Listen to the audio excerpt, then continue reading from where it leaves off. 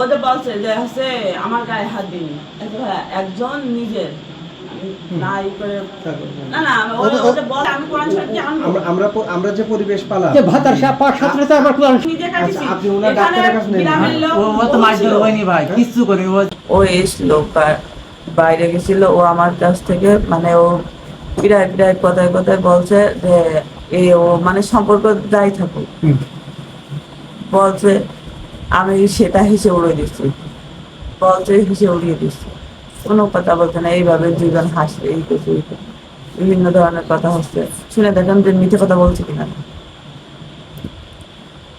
ওই যখন লাঠিতে মারছে চুল তো গলার দিকে পারে উঠছে, গলার পারে উঠছে, চুল কেটে দিয়েছে, হাত পা ইয়ে করেছে।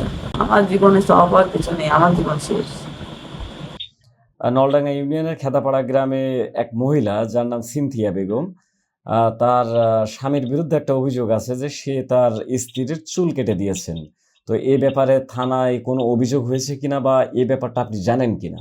কারে কারে কারে চুল কেটে দিয়েছে? না, আমার নলেজে নেই। আমার নলেজে নেই। না, আমার কাছে এরকম নিউজ আসেনি। ও আচ্ছা, আপনার নলেজে নাই, কিন্তু মহিলার তো চুল কেটে দিয়েছে, থানায় কোনো অভিযোগও হয়নি, তাই তো? আমার কাছে আসেনি।